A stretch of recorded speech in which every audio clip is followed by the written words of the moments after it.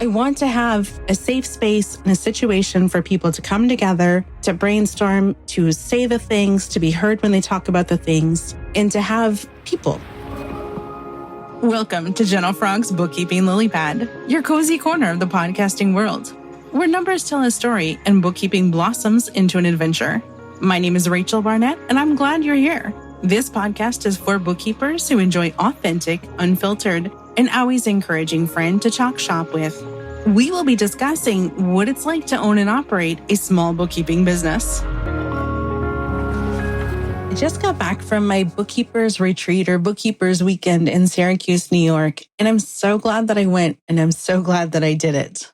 The way that I described the event in Gentle Frog's Bookkeeping Lily Pad is I said, a handful of bookkeeping friends are going to get together for a weekend in Syracuse, New York. Folks are coming in Friday and Saturday and leaving Sunday and Monday.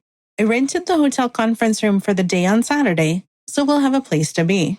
There is no admission fee. If you want to join us, please do. We are going to work on our business, not in our business.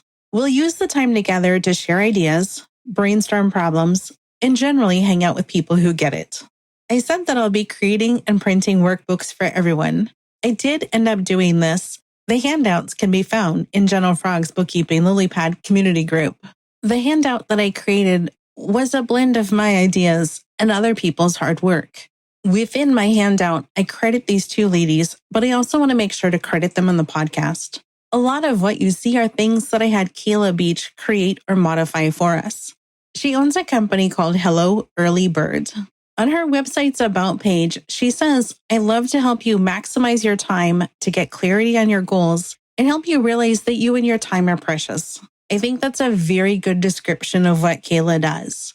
Kayla does a lot of work in the stationery space as well as life and goal coaching. The other person who put a ton of time and effort into this is Wendy Sloniker. Wendy was a guest on episode 7, Finding What's Right for You in Your Business and Life. Wendy's website is selftalkwordsearch.com, as well as wendysloniker.com. On the Self-Talk Word Search website, she describes herself as an emergence channel and grief expert. What I had imagined and what I got were very similar to the same things. I had imagined a space for people to get together, to work on their own thing, whatever it is, as well as to get to know other people and to lean on other people. Because there was no admission, I didn't feel like I needed to worry about whether or not someone got their money's worth out of the experience. Surprisingly, I had 3 people who flew in. We had people that flew in from Florida, from Tennessee, and from Louisiana. There was 8 of us in total. On Friday, we met for lunch at a place called Strong Hearts. It's a vegan restaurant in Syracuse, New York. Even if you're not a vegan, it's a pretty good place to eat with very positive reviews. As a person who is not a vegan, I enjoyed going there once, although I don't think I'd make it a staple of my tours through Syracuse.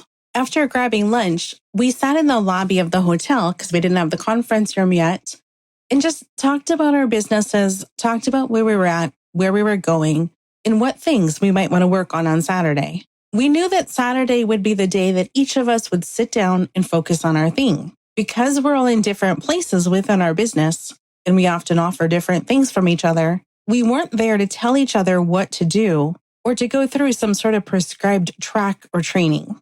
We had people who have not yet started their business, all the way through people who are experienced. We have people that have teams and people who don't have teams. Everyone except for me primarily spends their day offering bookkeeping services. I don't. I spend my day creating content and training. I want to give you an idea of what the experience was like, so I'm going to focus on Saturday.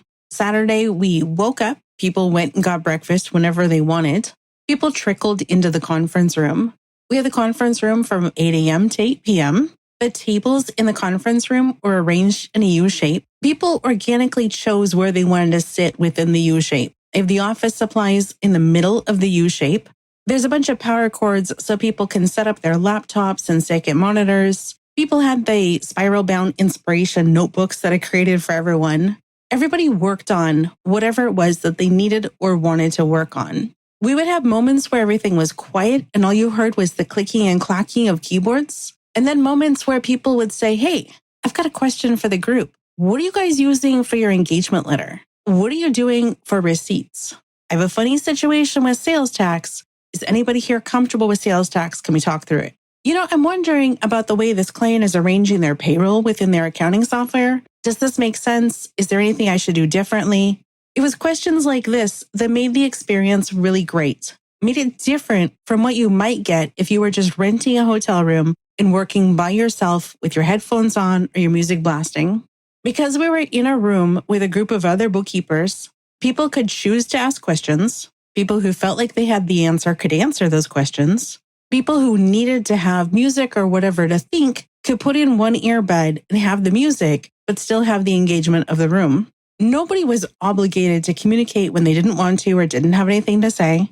One of the gals who was there, who had not yet started her business, gained value in just hearing people talk about things and taking notes. People who didn't have questions gained value from hearing other people talk about what they're doing and from brainstorming things that we saw. We had a Facebook Messenger chat set up. This Messenger chat was set up before the General Frog Bookkeeping Lily page even existed. Within the Facebook Messenger chat, we would send things around to the group.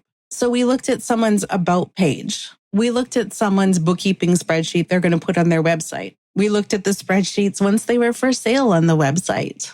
We sent YouTube videos back and forth. The goal was for everybody to work on whatever they felt like they needed to work on that they kept putting off and kept not doing. The advantage of working with a group was that you weren't inconveniencing somebody by sending a message and hoping that they weren't in the middle of something and didn't feel like your message was going to be an interruption. I had intended or thought that when people needed to focus, they might go back to their room to focus. Other than a couple of phone calls back home, nobody went back to their room. Everybody was there and interested and engaged and wanting to talk to other people. I had imagined that people would just order food whenever they got hungry or go back to their room when they got hungry to make food. I specifically picked a hotel that had suites. What ended up happening was that everybody got in the groove and had a good time, and nobody got up to leave to go make food. I've just spent the last week by myself because my husband's been traveling. I completely forgot that people eat and they don't eat at the last minute. I forgot that I get hungry. I got so busy in my groove. It would be 1 o'clock or 1:30 and I would say, oh my gosh, I'm starving. Like, who else is hungry? What are we doing? It just never even occurred to me to make a lunch plan. I'm so fly by the seat of my pants when it comes to eating. I work from home. I eat when I can. I'm 10 feet away from my kitchen. It's just never a thing. The same thing happened for dinner. Got to be about 7 o'clock and I said, oh my God, I forgot that we need to figure out a food plan. In both cases, we were able to order with Uber Eats. We picked a couple of restaurants. Somebody started a group order, sent the link around Messenger chat so everyone could add on to whatever order, or they could place their own order. On Saturday, because we only had the conference room until 8, which frankly I thought was more than enough time, we ended up moving our conversation to the lobby. So we give up our conference room at 8 like we're supposed to. We go to the lobby to eat our dinner, get a glass of wine, chit-chat for a little bit. A little bit turns into wine and chatting until 1 a.m. I can't even remember the last time I stayed up until 1 a.m. I like to think we weren't obnoxious. We were just sitting there laughing and talking and joking about our family and our spouses and getting older and working the business as an adult rather than rolling out of college and just magically knowing what you wanted to do. I am so glad for my time in doing this. I am so glad for the people that I've met for the first time that I have just known via Zoom for so long. I'm so glad for the friends that I saw again who I've met before in person. I will absolutely do this again. The things that I'm really glad that I did and really liked was that nobody had to work on anything in particular. There was no prescribed agenda. There was no outline. I provided handouts just in case people didn't know where to start. Handouts that asked people to think about their strengths and their goals and their values. I'm glad that the group was small. There was 8 of us. I think I would probably max it out at 12. I like that we didn't do introductions. People came when they felt like it on Saturday. If we were doing introductions, we would have had to stop once an hour and go back around the room again. I like that we had jokes. I did bring a bunch of hello, my name is name tags. One of the ladies said, well, I don't need a name tag because I know my name. But if the rest of you could wear a name tag, that'd be really great. I hope that joke translates to the podcast because it was freaking hilarious. We ended up not wearing name tags and just getting to know people in terms of who they were with their real names. what their business name was in that hilarious hotspot you see when you go to connect to Wi-Fi. Who's that? We had all kinds of ways to get to know each other without having formal introductions and tell me something unique about yourself. I like that there was plenty of outlets in the room, and I like that we had more than enough space. The room was set up for 30 people. We had 8 of us. So I think that's a win.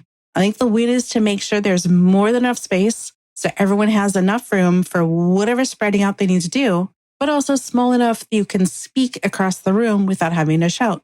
In reflection, things that I would do differently, I need to remember that people need to eat, which means that I should set up or have people set up a variety of Uber orders in the morning, have a deadline, have it scheduled for delivery. I might look for a hotel without kitchen suites. I really thought that we would need that. I love having a kitchen suite when I go do this by myself, but I realize if I'm not working by myself and if I'm working in a conference room and if I'm getting food delivery, I don't really care that I can make food in the room that I'm not in.